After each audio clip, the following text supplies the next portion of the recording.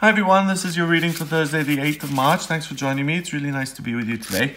I'm using the Patch Tarot again today, which Val sent me, so thank you so much, Val. And something that I didn't notice yesterday is here on the lid it says as above, and down here it says so below. And that's something that is spiritual truth, a spiritual principle. I totally agree with that. And that's what astrology is based on, really. As above, what's going on in the universal kind of atmosphere and the weather system up there, so to speak, in terms of the planets, affects us here on planet Earth. Internally, what's going on with who we are, and in terms of our lives on planet Earth. So I really like that here, included in a tarot deck. So let me choose 3 cards to give you an insight into this day, to give you an idea of what you'll be working with. That card wants to come out. So let's have a look. Ah, we got the 7 of Cups again. Interesting. We had that yesterday. Then we have the Magician. And then we have Balance, Justice. Interesting. Okay. So the 7 of Cups, the fact that that's come up again is super, super interesting because you're really full of dreams at the moment. And what's interesting about this is that Jupiter, the lucky planet, and this is astrology. This hasn't got anything to do with the tarot, really. But as you can see, the two are linked because both are just divination systems which are designed to help tune into the day's energy to see what the energy is about. And not just the day, you can use it for looking at what's coming up in future, months and years, and vocational aptitudes and love life and soul purpose and past lives and everything, really. But Jupiter is the planet of good luck and good fortune. It's an outer planet. And wherever that transits the chart and wherever it sits in our natal chart, those are the areas that we're naturally blessed with. And when it goes retrograde, the good luck and the success in our lives doesn't really come from the external world. It comes from our inner world. It comes from within us. It comes from the messages that we receive. Now, I don't want to bore you guys, but I've mentioned this before, and I think it's a great example. That's why I keep mentioning it. But I had crippling social anxiety for many years, and it was very difficult. And I meditated, and I asked, what should I do work-wise? Because that had always been a struggle for me. I come from a very kind of conventional middle-class family, and I was told to get a proper job. So I did that for a while, but I was never happy. I meditated and I became a school teacher. I was told to become a school teacher, which was really odd to me because it's not a natural fit, especially with someone with social anxiety. So I listened to that guidance. I became a school teacher. It cured me of the social anxiety. And also by being around the kids in itself, that healed something from my own childhood. That was really nice. But I didn't enjoy it. It wasn't a natural fit. My passion has always been the tarot and astrology and reading symbols and listening to my intuition. So I meditated again and I got the very simple message, which was take the daily tarot reading that you do and put it up on YouTube. And I really didn't know anything about YouTube, and I'm not very technical. And I did that, and I still do that to this day, and it's turned into my profession. And it wasn't something that I planned, it was given to me. So that's the perfect example of good luck coming from within. And the reason I think that I was given this message, this good luck, was because I was meditating. I was deliberately trying to discover what treasures were within me and what the universe wanted me to know. So here we've got someone who's panicking about, oh, I've got all of these things, but which one? And it's almost like they're flying away from me. They're not going to come true. I'm afraid. That skull again. So I'm afraid all of my hopes and dreams aren't going to be realized. And if I don't succeed in every aspect, I'm going to be a failure. I'm not going to have made it. And that's not the case. So first of all, don't panic.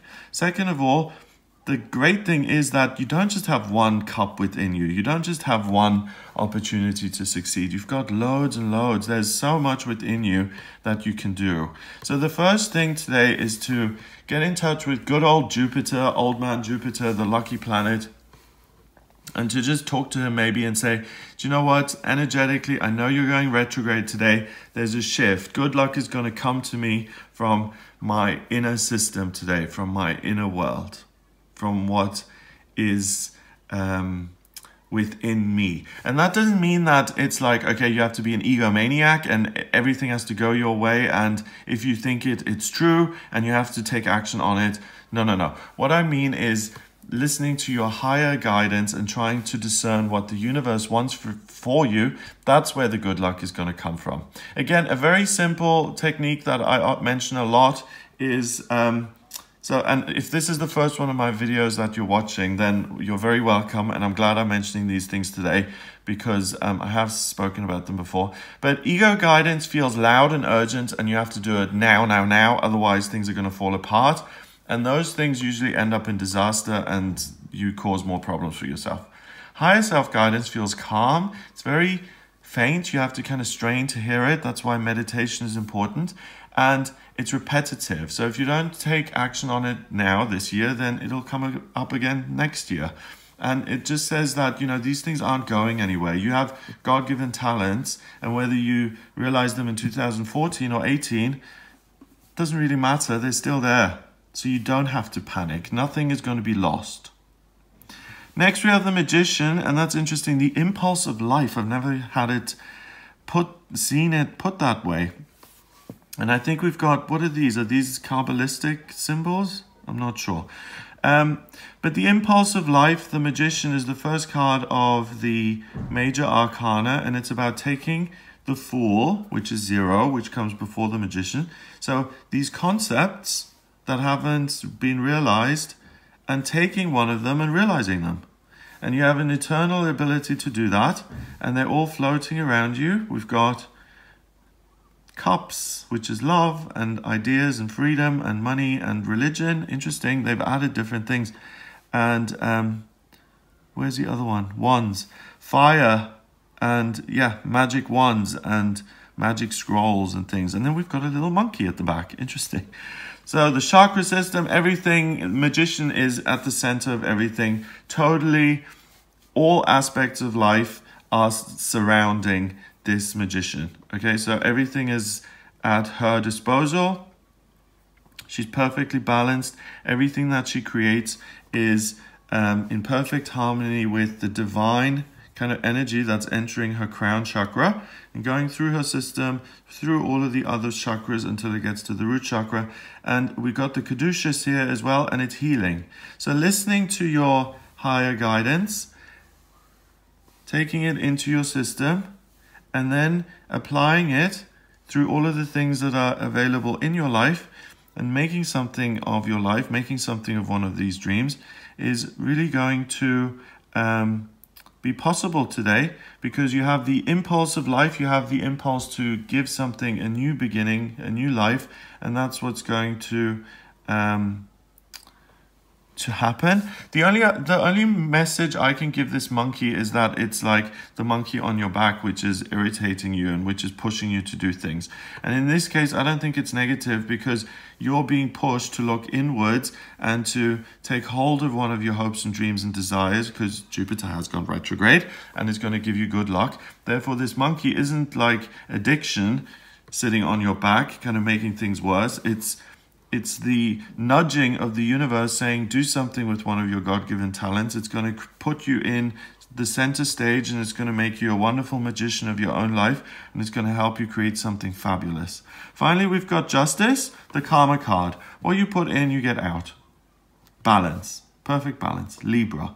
So it's about the universe being pliable and really being amenable to your actions. So if you do take a lot of action today, and what's interesting is that we have the most powerful card in the deck, really, in terms of when it comes to exerting yourself and making something happen, the Magician, and then we have Justice. So we've got super strong energy creating, and the universe being really receptive to that. So it's very likely that you can create something wonderful and positive and lucky that comes from within you.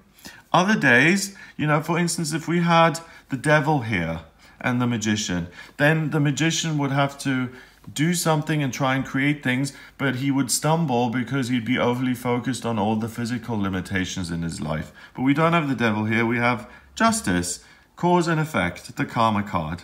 If you take action, you get a certain response. Actions have consequences. I was taught that at school. So it's an amazing day to take one of your, this is again a song quote, to take one of your dreams and to take your dreams and make it happen, or something like that. But that's what this is about. Look within, meditate, and don't panic about how much you've got. Just look at what feels right. What's the next right thing to do? What's one of my dreams that I really want to realize in my life?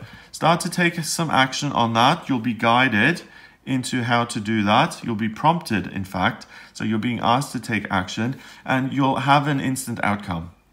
The balance card is if you take one step forward, the universe takes one step towards you. So you'll see instant results coming out of this.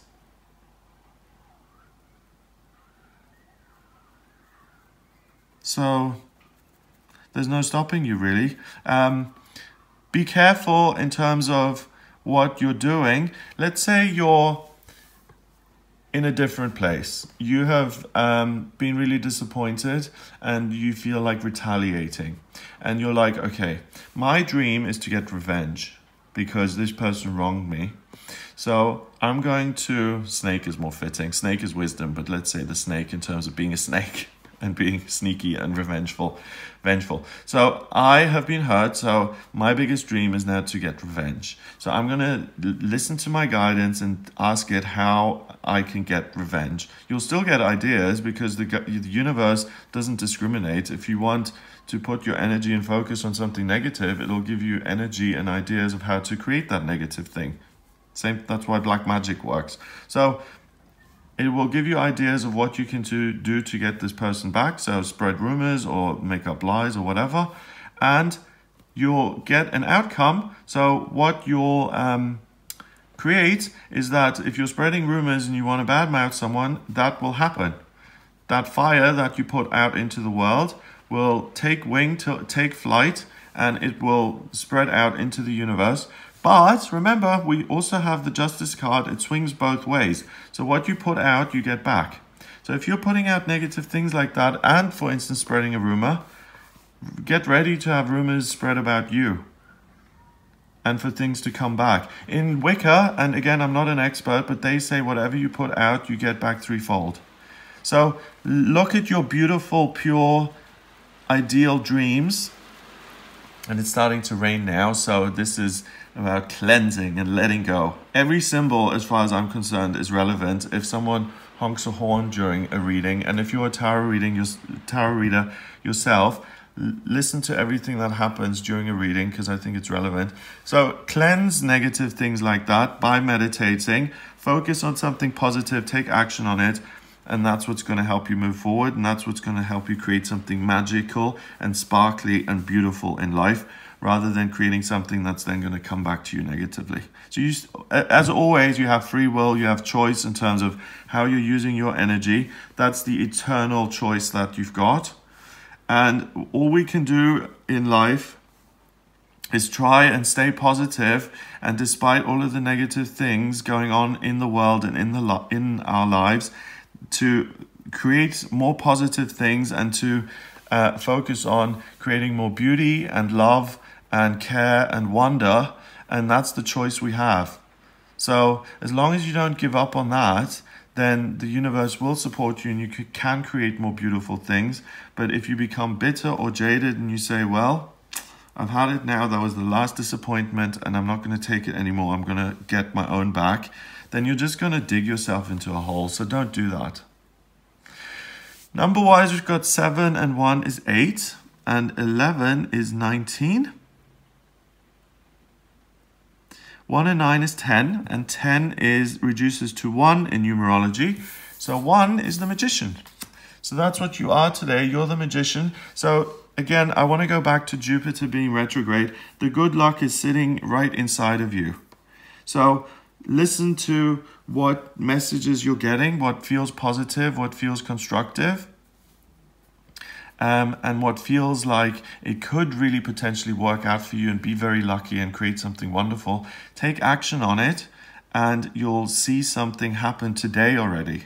So even though the planet just retrogrades today, you can immediately take this, use this to your advantage and make it a reality as soon as we're getting started here.